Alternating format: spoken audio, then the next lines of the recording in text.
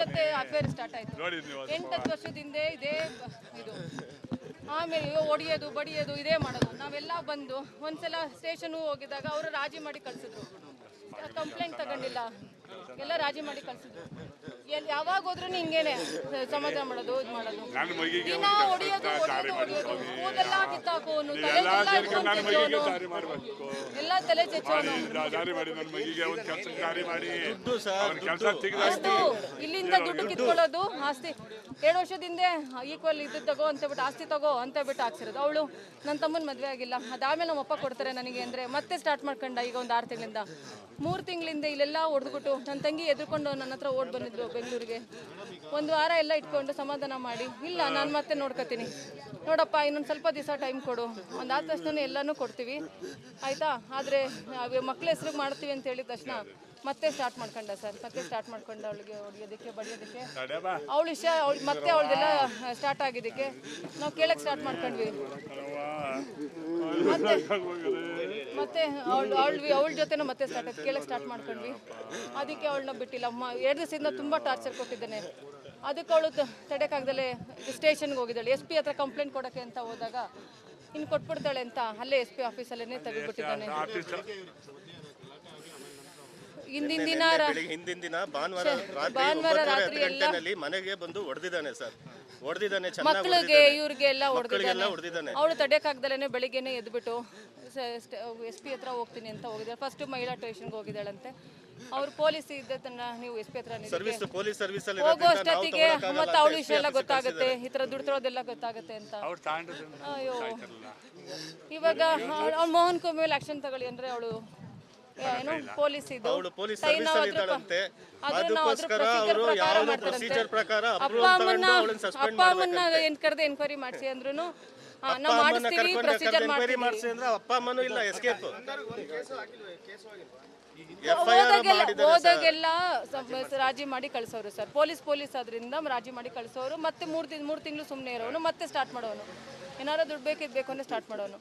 ನಾವು ಮಕ್ಳು ಮುಖ ನೋಡ್ಕೊಂಡು ಎಲ್ಲ ಬಂದು ಸಮಾಧಾನ ಮಾಡಿ, ಅಯ್ಯೋ ಈಗ ಮಕ್ಳು ಸಹ ಆಗ್ತಿರ್ಲಿಲ್ಲ, ಇದ್ ಮಾಡ್ತಿರ್ಲಿಲ್ಲ.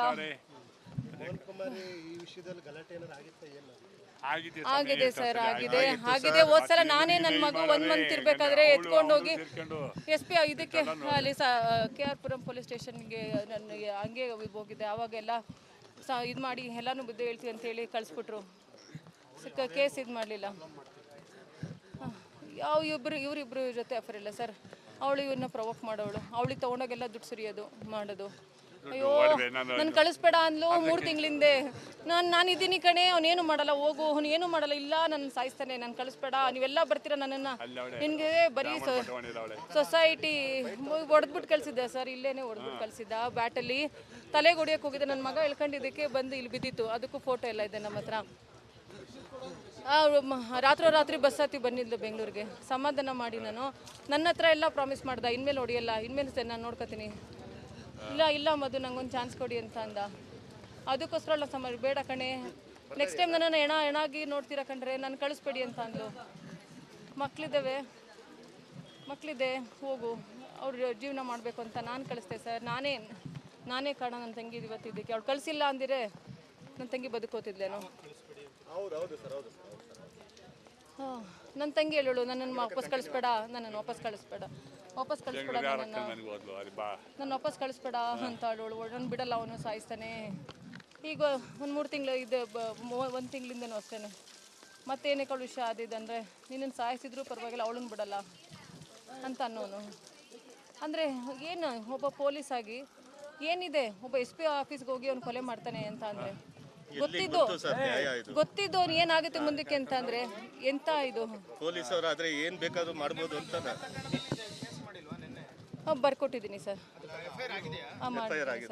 ಮಾಡಿದ್ದೀನಿ ಸರ್, FIR ಮಾಡಿದ್ದೀನಿ. SP ಅವರು ಕೂಡ ಹೇಳಿದ್ದಾರೆ, ನಾನು ಸರಿಯಾಗಿರೋ ಕ್ರಮ ತಗೋತೆ ಅಂತ ನಂಬಿಕೆ ಇದೆ. ಪೊಲೀಸ್ ಕಾನೂನು ವ್ಯವಸ್ಥೆ ಮೇಲೆ ನಂಬಿಕೆ ಇವಾಗಿಂದ ನೋಡ್ತಾ ಇದೀವಲ್ಲ ಸರ್, ನಂಬಿಕೆ ಇದೆ. ಅವ್ರು ಮಾಡ್ತಾರೆ ಅಂತ ಅನ್ಕೊಂಡಿದ್ದೀನಿ. ನಮಗೆ ಜಸ್ಟಿಸ್ ಸಿಗುತ್ತೆ ಅಂತ ಅನ್ಕೊಂಡಿದ್ದೀನಿ ಸರ್. ಸಿಕ್ಕೇ ಸಿಗುತ್ತೆ. ಇಲ್ಲ ಸರ್, SP ಹೇಳಿದ್ದಾರೆ ಇವಾಗ ನಾನು ಕರೆಕ್ಟಾಗೆಲ್ಲ ನಾವು ಮಾಡ್ತೀವಿ ಅಂತ ಹೇಳಿದ್ದಾರೆ. ನೋಡ್ತೀನಿ ಸರ್, 2 ದಿನ ನಾವು ಇದು ಮಾಡ್ತೀವಿ.